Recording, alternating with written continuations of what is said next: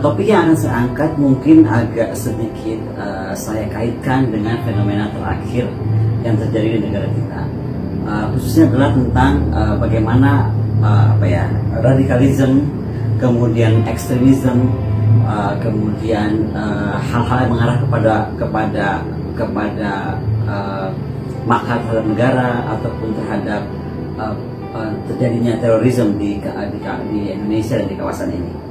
Jadi intinya beginilah, saya cuma mau bilang bahwa rupanya efek atau dampak dari kuliah-kuliah aneh dari ulama-ulama yang aneh juga, yang cenderung menyalahkan pemerintah selalu, yang cenderung mau mendirikan negara yang bukan NKRI misalnya, kemudian juga menggerakkan orang untuk menentang terhadap negara dan hal seperti itu. Menurut saya kayaknya ada yang salah, dan sepertinya bagaimana intinya adalah karena kita itu negara Islam terbesar di dunia malah sekarang, bagaimana sebenarnya kita harus mengembalikan marwah martabat Islam ke dalam Islam yang betul-betul adalah rahmatan lil alamin, gitu. Islam yang membawa rahmat untuk seluruh alam semesta. Nah, ini mungkin saya angkat karena saya diminta oleh ISPI berbicara tentang bagaimana mengembalikan dan memuliakan kembali Indonesia sehingga menjadi bangsa bermartabat dan dalam tataran dunia baik regional maupun global. Nah, mungkin saya mau mulai dari intinya beginilah. Islam ini kalau kita lihat adalah sudah melalui sejarah yang panjang di tanah air kita. Tapi intinya kita sudah sangat terkenal sebagai bangsa yang sangat bermartabat, gitu kan. Kalau kita mau bicara tentang Wali Songo, tentang bagaimana Islam masuk ke tanah air, bagaimana kita hidup rukun damai, gitu, sampai terakhir ini berubah ya. Intinya kalau kita bicara martabat, apa sih arti martabat? Kalau kita lihat bahasa kamus besar bahasa Indonesia, martabat itu adalah bagaimana tingkat harkat kemanusiaan. Kalau kita lihat dari kamus Thesaurus, bagaimana adalah tentang derajat, tentang kedudukan, tentang kualitas, tentang prestise terhormat dari Islam. Kemudian kalau dari bahasa Inggris mungkin dari status atau prestige, gitu kan. Nah, kalau kita mau lihat sebenarnya Islam itu sudah ada sejak lama sekali lah.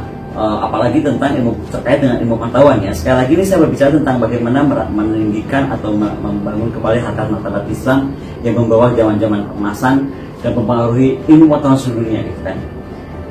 Era Islam ini mungkin dari Abbasid dinasti ya, itu di tahun 786 sampai 809. Bagaimana kalau Kramer menyebutnya di tahun 92 adalah zaman-zaman pencerahan atau bagaimana sebagai era pencerahan Islam. Dan itu mencapai keemasannya pada abad 10 dan 11. Kalau kita lihat misalnya siapa saja legasinya di tahun 950 itu mungkin sekitar Abu Nasr al-Farabi ya. Al-Farabi itu seorang filsuf terkenal dan disebut guru kedua setelah Aristoteles.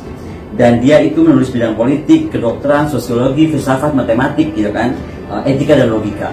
Itu apa yang disebut kemudian juga dia dikenal oleh penemuan-penemuannya atau ilmu-ilmunya dalam menemukan seni musik. Terus dia juga menerapkan apa yang disebut kebajikan. Menurut Al-Farabi, kebajikan itu adalah kunci interpretasi teologis baik sebagai manusia itu sendiri maupun manusia dalam bermasyarakat. Kebajikan adalah cara berpikir di mana ilmu pengetahuan, sekali lagi ya, ilmu pengetahuan menjadi salah satu fenomena yang paling penting yang ditekankan oleh filsafatnya Al-Farabi. Menurut dia, manusia yang sempurna atau al-insan al-kamil itu adalah orang yang memperoleh kebajikan teoritis, tetapi juga melengkapi pengetahuan intelektualnya serta menambahkan kebajikan moral dalam pengetahuan intelektual itu. Juga bisa dibalik, tidak semata hanya kebajikan moral atau praktek-praktek agama, tetapi tidak dilengkapi dengan ilmu pengetahuan. Demikian yang disampaikan oleh dia. Kemudian Ibn Rus itu tahun 1126. Ini saya agak lompat-lompat tahunnya ya, karena saya nggak sempat mengurutkannya. Tapi Ibn Rus itu 1126 itu dia juga teologis, ahli medicine, ahli astronomi, ahli fisika, gitu kan. Kemudian ahli hukum dan bahasa. Intinya adalah era Islam saat itu adalah era yang sangat fantastis. Misalnya saya kalau kita lihat dari era Khalifah ya. Bagaimana di tahun 632 sampai 661, kemudian di tahun 661 sampai 750, kemudian 750 sekian, dan itu sekali lagi juga membawa banyak tokoh-tokoh lain. Seperti misalnya di abad 11 ada Al-Ghazali.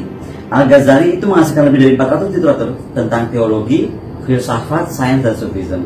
Ibnu Khaldun 1332 itu kontribusi utamanya adalah bagaimana membuat buku yang itu namanya Sejarah Universal atau Ringkasan Hasil dalam Agama.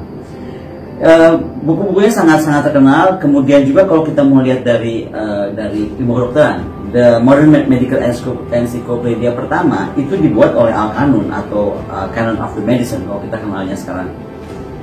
Banyak ya.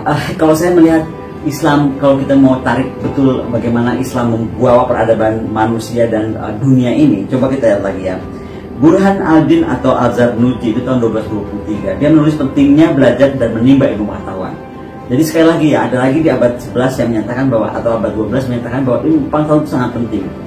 Kemudian Al-Qarawin, dia lahir di Fez, Maroko tahun 859.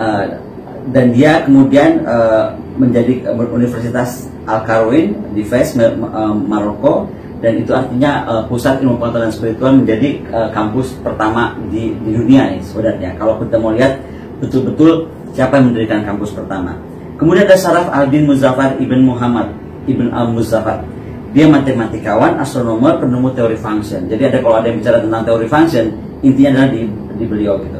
Kemudian Ibn Tufail, filosofer, teologis, astronomer, dan juga dia pengarang dari Philosophus Autodidactus. Jadi yang menganggap bahwa orang untuk menjadi otodidak itu dia menemukan cara-caranya. Kalau nggak salah, dia itu menemukan dari case orang-orang atau anak-anak yang dibesarkan oleh binatang, anak-anak yang dibesarkan tanpa ada orang tua, anak-anak yang tersesat dan kemudian dibesarkan oleh binatang buas ataupun apapun gitu.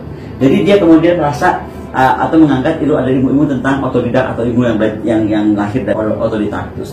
Kemudian ada Aladdin Abu Al-Hasan Ali bin Abi Hazm. Dia juga ahli psikolog, dokter, ahli bedah. Ada Ibn Al-Nafis, ya, membuat juga buku Theologus Autodidactus atau Risalat Fadil Ibn Natik. Dia itu adalah membuat novel science fiction pertama gitu.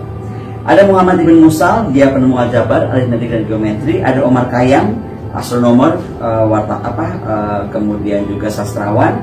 Ada Abu Abdul Allah Muhammad Ibn Muhaddad Al-Jayani, dia yang menemukan trigonometri. Kemudian Hasan Ibn Al-Haytham, dia penemu optik atau hukum parabolik. Kemudian juga kalau nggak salah Hasan Ibn Al-Haytham ini kemudian akhirnya disebut sebagai betul-betul saintis pertama dunia gitu kan. Ada Abdurrahman Al-Sufi, dia astronomer dan penemu tentang fixed stars. Kemudian Abu Yusuf Yakub Ibn Ishaq, dia menemukan polymath, ya kan. Kemudian Al-Biruni tahun 973, itu kartografer pertama yang bisa mampu menghitung radius bumi.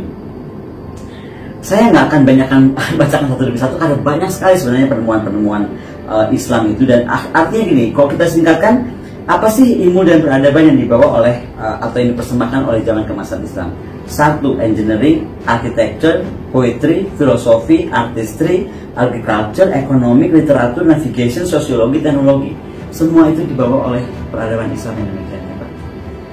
Nah, kalau kita melihat hari ini Islam ya, kalau kita baca misalnya dari bukunya Anthony Codersman tentang Islam and the Patterns in Terrorism and Violent Extremism, ini kan menyedihkan sekali gitu ya. Utamanya kalau kita melihat mapping Indonesia.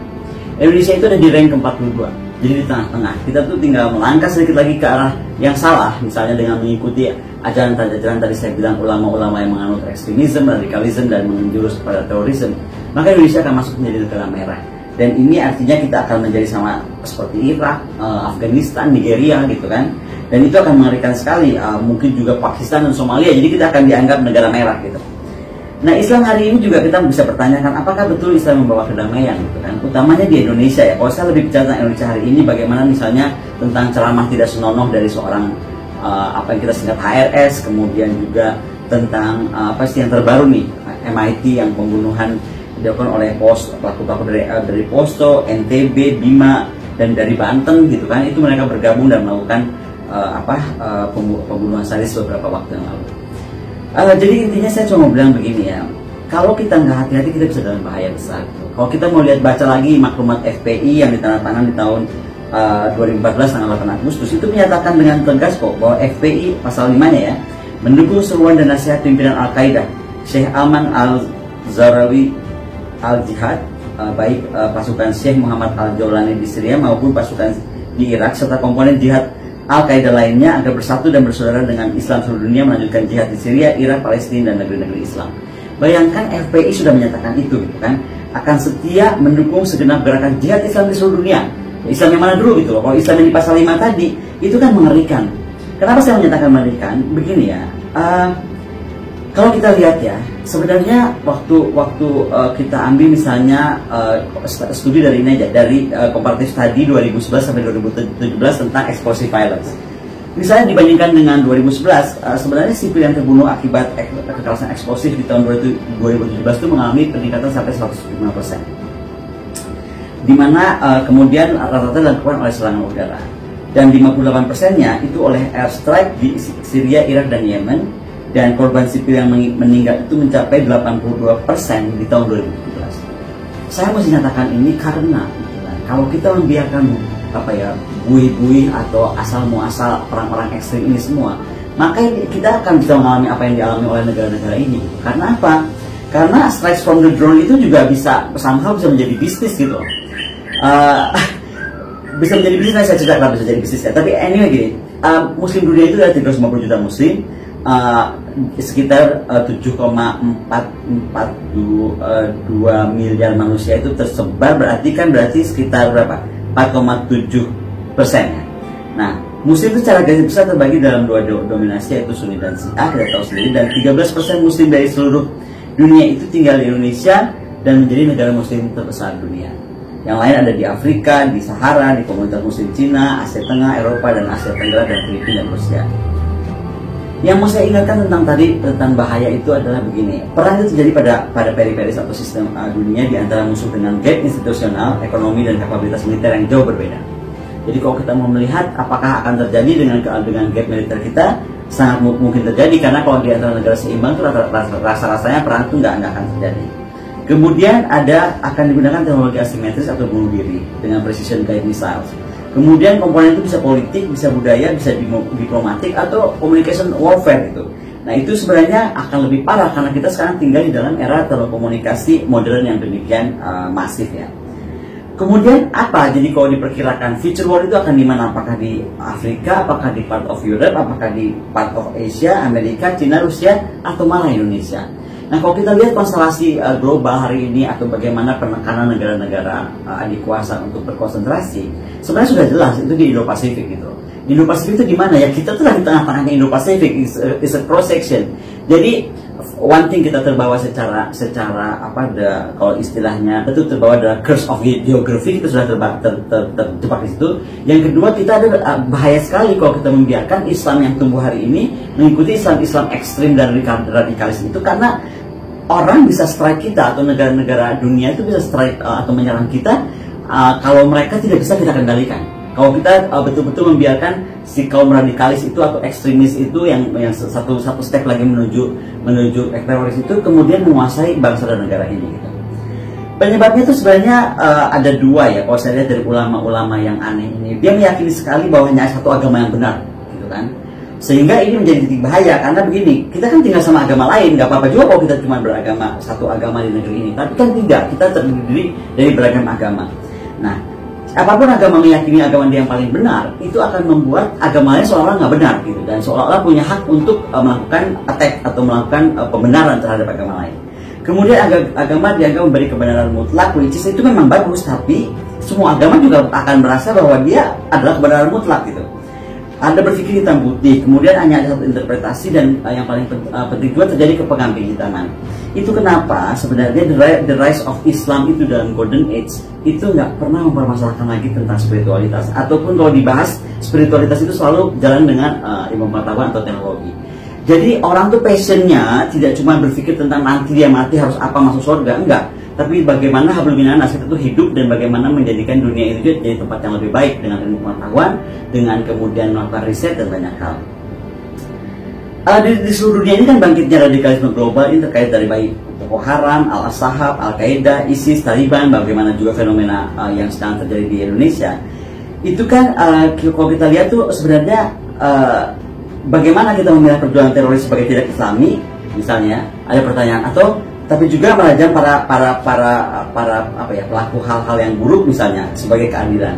Melihat kita bisa melihat membunuh diri itu menjijikan, tapi juga kita bisa menyetujui bahwa orang dipotong tangannya sebagai pencuri itu sebagai logika ilahi. Jadi memang banyak hal yang kita harus kaji lebih dalam lagi, sehingga hati-hati dalam menetapkan Indonesia itu akan memeluk Islam yang seperti apa gitu.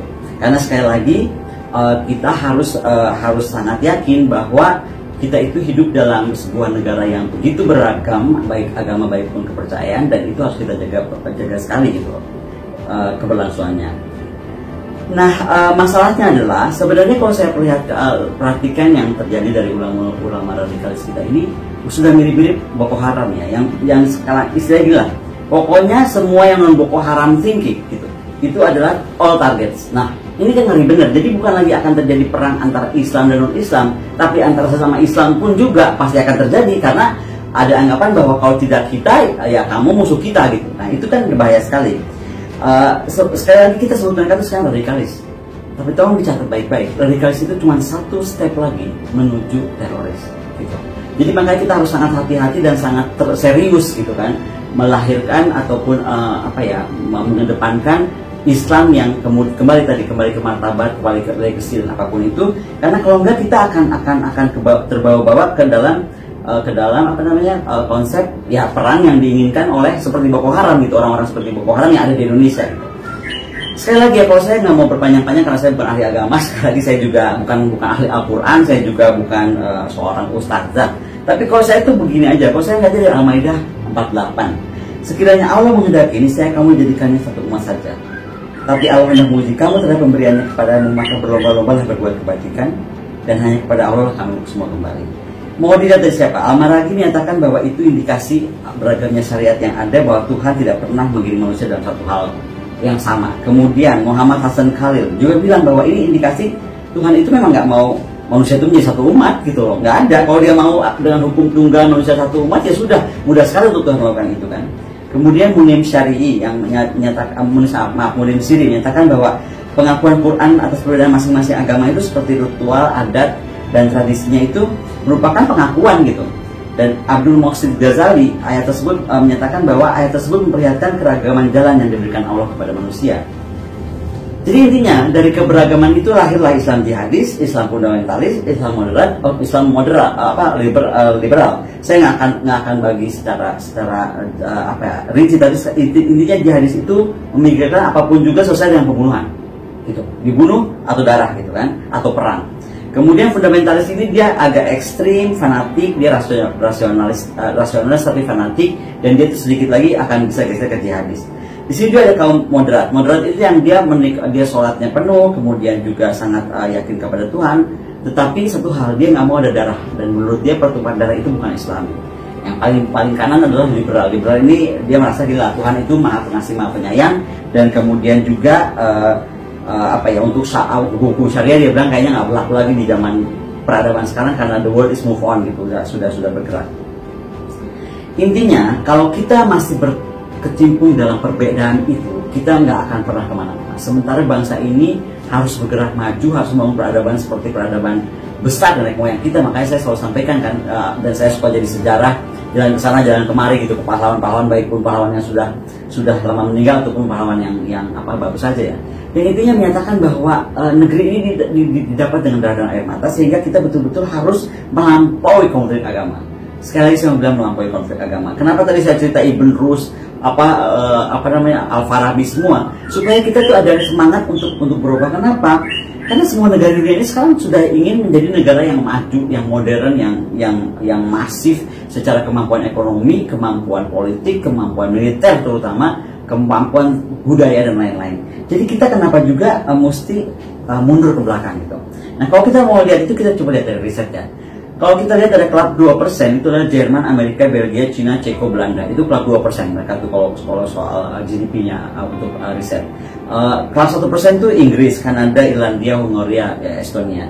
Ada juga kelas 1%, 1% itu Malaysia, Italia, Brazil, Prancis, Rusia. Tapi bayangkan dengan 1% saja, Italia sudah bisa membuat begitu maju industri pertahanannya, baik peluru, baik pun juga pesawat dan lain sebagainya. Kemudian Prancis juga kan, itu kelas 1%.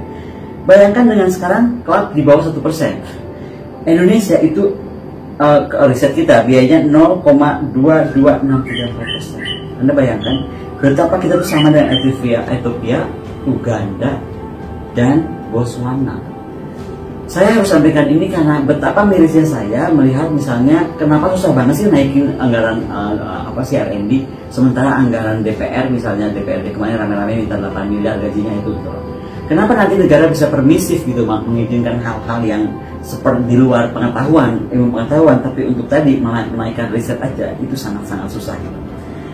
Kita harus move on ya, Islam kita harus move on, kembali kepada kontribusi Islam kepada kemanusiaan, membangun dan mempertajam keterampilan analitis melalui ilmu pengetahuan dan teknologi, dan kerjasama penelitian yang nyata itu bagaimana dalam membangun ilmu terapan dan membangun kapasitas nasional, regional, dan global untuk mengidentifikasi kelompok kepentingan juga yang menyatakan dia Islam tapi sebenarnya tidak Islami gitu. Intinya kita harus mengembalikan semangat Islam kita sebagai negeri Islam terbesar dengan back to the Islam Golden Age. Jadi betul melahirkan manusia Indonesia yang Islami, yang melahirkan pemimpin-pemimpin besar atau atau membangkitkan legacy Islam yang mulia tadi, baik dari segi moral politik, dari modern law, dari human right, dari advance teknologi and modern war, kemudian juga dari tantangan yang diberikan oleh beberapa negara. Ingat tadi saya bicara soal UAV dan drone. Jadi gini loh. Bisnis drone itu akhirnya menjadi bisnis yang sangat mendunia karena perang masa depan ini menurut saya akan adalah perang lebih baik akan dilakukan dari serangan udara ya. Dan kalau kita mau lihat prediksi dari Association for Unmanned Vehicle System di internasional, di 2045 itu akan mencapai angka 5,1 billion bisnis. Hari ini atau kemarin saat Irak pora-pora dan lain-lain itu masih bergerak di antara 3,5 billion. Kesimpulannya begini, maka perang itu akan terjadi lagi dan itu akan menggunakan UAV industry, dan artinya kita harus betul-betul hati-hati, tidak boleh membiarkan tumbuh kembangnya Islam-Islam seperti Boko Haram, seperti ISIS dan lain-lain atau Al-Qaeda di sini. Karena sampai mereka mungkin saja mereka ditarget, tapi kita semua akan terkena. Itu intinya yang mau saya sampaikan. Dan sekali lagi kita mesti hati-hati karena modern law itu telah merubah bagaimana kata-kata tentang perang. Piagam PBB itu mengganti kata perang dengan nuansa yang mendefinisikan medan perang bukanlah semata masalah pengerahan kekuatan, tapi juga klaim hukum dan retorika.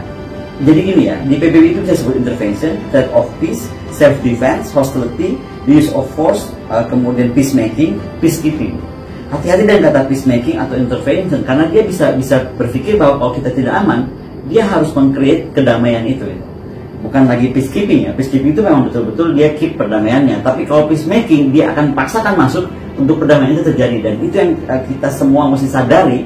Jika kita tidak bisa mengontrol kaum radikalis yang kemudian akan menjadi sedikit lagi ke teroris ini, maka kita akan mempunyai masa depan yang agak berbahaya, seperti juga apa yang terjadi di negara-negara yang tumbang karena hal seperti itu. Sekali lagi ya, militer itu pada kedepannya akan rely pada more and more technology. Dan kalau kita tidak bisa mempersatukan atau bisa bekerja sama dengan orang-orang ataupun dengan siapapun negara-negara yang mampu gitu kan, untuk melahirkan atau mampu melahirkan riset, teknologi dan juga industri, maka kita akan berat sekali ya. Karena sekali lagi ya, industri drones akan tumbuh, robotik, kemudian UAV, artificial intelligence, bioteknologi, kemudian stealth, nanoteknologi, cyber, geointel, itu semua akan kita perlukan, dan itu nggak mungkin kita tidak bekerja sama, karena sekali lagi ya, riset kita sudah sangat ketinggalan di bawah -1%, dan artinya yang kita bisa bikin adalah bagaimana kita bekerja sama dengan negara-negara termasuk Cina loh. Jadi dalam hal ini sekali lagi ya, agama itu jangan dipisah-pisah, kamu bukan saya bukan kamu, karena bagaimanapun pada ujungnya kita perlu bekerja sama dengan siapapun di seluruh dunia. Dan ini kembali kita harus mesti lihat bahwa peran sains, riset dan teknologi yang muncul itu mampu mengembangkan kemampuan baik pertahanan, baik kebijakan luar negeri, baik juga kemampuan kita untuk betul-betul terlibat dalam tumbuh kembangnya industri dunia, kemudian tumbuh kembangnya ekonomi dunia. Intinya adalah kembali kita bagaimana dengan teknologi consideration, maksud saya dengan ilmu pengetahuan, dengan konsentrasi ilmu pengetahuan, kita betul-betul dapat membangun kembali konsentrasi kita yang bukan memisahkan antara kamu dan dia dan saya dan engkau yang berbeda, tapi betul-betul kita ini semua menuju sebuah negara yang betul-betul berproyeksi menjadi negara maju, negara berilmu pengetahuan tinggi, dan sekali lagi membangkitkan dan mengembalikan apa ya, citra Islam yang sudah sangat menjadi buruk itu gitu, karena ulah beberapa orang ataupun beberapa tokoh dari mulai Al-Qaeda, ISIS, dan di Indonesia beberapa tokoh ulama yang ada gitu. Nah, ada challenge untuk kita menjadi negara maju terutama dalam masalah teknologi, karena bagaimanapun kita harus bicara tentang acquisition. Acquisition itu adalah kita juga bicara tentang transfer teknologi, dan transfer teknologi sekali lagi itu kita artinya tadi harus bekerja sama dengan negara-negara yang even, ya kan, bukan satu agama lagi dengan kita. Jadi maksud saya mau cuma menekankan begini, cukup sudah kita bicara tentang agama yang berbeda, tapi sekarang bagaimana kita gitu kan bangkit bersama-sama menuju negara maju seperti dulu Ibn Rus, kemudian juga Al-Farabi dan lain-lain gitu. How to get there? Pertama ya, interpretasi. Kita harus merubah mono interpretation kita menjadi multi interpretation. Tentang pengetahuan kita, bagaimana kelumpuhan keterampilan analitis atau saya sebutnya flat earth thinking itu harus menjadi kembali kepada orientasi kepada riset dan teknologi. Kemudian dari gerakan Arabism atau Arab centric yang terjadi hari ini, yang kita semua jadi orang Arab nggak jadi orang Indonesia, itu kita harus balik kepada humanity dan sumber daya manusia. Konsentrasinya cuma digeser aja, bukan nggak boleh tapi digeser konsentrasinya gitu kan. Kemudian tujuannya bagaimana misalnya mengislamisasi manusia. Tapi kita balik gitu. Sekarang bagaimana nggak usah mengislamisasi, tapi kontribusi umat Islam Indonesia kepada manusia itu apa?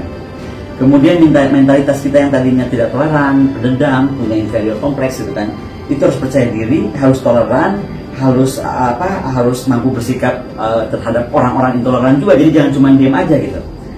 Nah, kemudian juga mampu dengan cerdas membedakan antara kepentingan politik, kelompok, golongan, dan individu. Jangan sampai nih atas nama kelompok kepentingan individu dia mengatasnamakan Islam, atas nama kelompok atau golongan dia mengatasnamakan Islam. Sekali lagi yang mesti kita paling ingat adalah national interest kita tuh apa? Karena kita tuh bagaimanapun juga karam satu orang di kita akan karam kita semua. Jadi kita tuh betul-betul harus bergerak sebagai satu bangsa dan satu negara. Strukturnya kita bagaimana kita membangun Islamic sublimation, scientific cooperation, terus kemudian kita mengidentifikasi sistem yang harus kita bangun, dan juga yang paling penting adalah mitigasi kita. Mitigasi kita apa sih? Counter semua fakta-fakta yang menjustifikasi tindakan kriminal, tindakan radikal, tindakan makar gitu kan, teror, semua hal yang tidak bermartabat dalam Islam itu jangan kita lakukan, dan kita kontrol, kita melakukan kontrol sosial agar itu tidak terjadi. Sekali lagi saya harus ingatkan bahwa aturan main dunia tentang perang modern sudah berubah menjadi peacemaking. Itu artinya mereka bisa masuk kapan saja begitu melihat kita itu dianggap negara yang tidak aman atau tidak dalam keadaan yang stabil. Sekali lagi kita harus mengembalikan bahwa martabat bangsa ini ya, kehormatan bangsa ini dan juga tingkat peradaban kita itu adalah harga mati. Jadi bukan saja NKRI-nya harga mati, tapi bagaimana NKRI yang bermartabat, NKRI yang bertingkat peradaban yang tinggi. Saya mau close aja dengan ini ya, dengan 6 poin yang mau saya sampaikan. Satu, kita harus kembali ke Islam yang menekankan inti kemuliaan. Kedua, kita kembali ke Islam yang memiliki kehendak membebaskan kebodohan. Jadi sekali lagi ya, kita mengarah kepada Islam yang membebaskan kebodohan. Ketiga, kembali ke Islam yang menggunakan kekuatan berpikir. Keempat, kembali ke Islam yang berbudaya untuk membangun peradaban dan hukum. Jadi hukum-hukum di dunia itu dulu asli dari orang Islam gitu. Kenapa nggak kita juga bikin hukum-hukum yang canggih gitu untuk masa depan manusia. Kemudian kembali ke Islam yang kreatif, inovatif, dan mencipta. Jadi bukan Islam yang menghancurkan, bukan Islam yang menyalahkan, bukan, tapi Islam yang betul-betul kreatif, inovatif, dan mampu mencipta. Dan terakhir, yang paling penting, Islam yang memegang nilai-nilai humanis manusia. Itu yang paling penting. Saya dapat itu dari mana? Saya baca buku, dan ini saya di-encourage oleh sahabat saya ya, tokoh aktivis, namanya Pak Bursa.